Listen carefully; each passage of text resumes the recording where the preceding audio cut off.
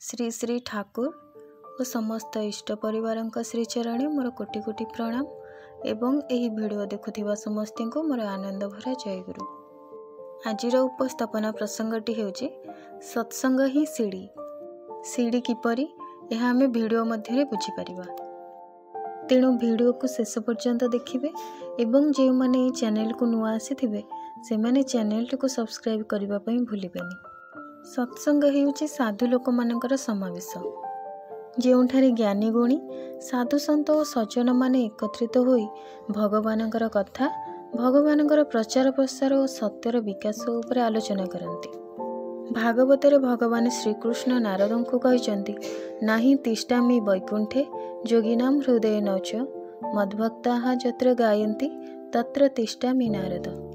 अर्थात भगवान श्रीकृष्ण कहते हे नारद मु वैकुंठरे न थाए किंबा मुनि ऋषि मानक हृदय रे न थाए, जोंठारे मोर गुण कीर्तन आलोचना तथा सत्संग हेउथाए मु सेहिठारे थाए। श्री श्री ठाकुर मध्य कहते सत जदि हुए संग तुमर भाव जदि हुए महान उच्च विश्व दुआरे साधना तुमर हेबनी व्यर्थ हेबनी तुच्छ। वास्तव में भगवत कृपा न मिलिले सत्संगर सुजोग मिलेनी। सत्संग नहेले विवेक आसे नहीं। विवेक नथिले मनुष्य अनेक कष्ट पाए एवं अशांति रे जीवन बिताए।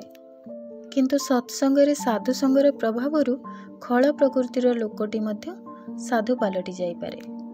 एई जेपरि नारद ऋषिंक संग लाभ करी दस्यु रत्नाकर वाल्मीकि रे परिणत हेले, बौद्ध सन्यासी उपगुप्तंक प्रभाव रे चंडाशोक धर्माशोक रे परिणत हेले, जीशुंक संपर्क रे आसी मेरी जणे बड़ भक्त होई पारिले।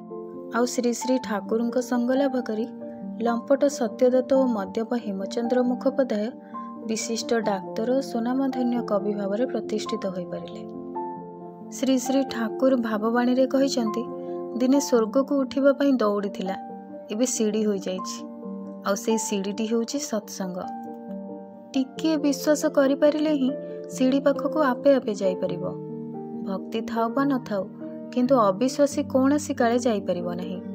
जे सीढ़ी को सीढ़ी बोली विश्वास न करे से जीव किपरि। श्री श्री ठाकुर सत्यानुसरण रे पुणी कहिसंती सद्गुरुंकर शरणापन्न हुओ, सतनाम मनन कर आउ सत्संगर आश्रय ग्रहण कर। मु निश्चय करी कहूची तुमको आ तुमर उन्नयन पई भाबिबाकू हेबो नाही।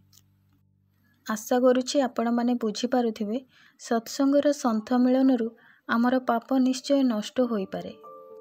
एही भिडियोटी आपण मानकू किपरि लागिला निश्चय जणाइबे। मोर कहिबारे जदि किछि त्रुटि रहि जाय थाए तेबे मते क्षमा करिवे। रहुछि, देखा हेबो पुणी एक नूतन भिडियो सहित। से पर्यंत समस्तिंकु जय गुरु।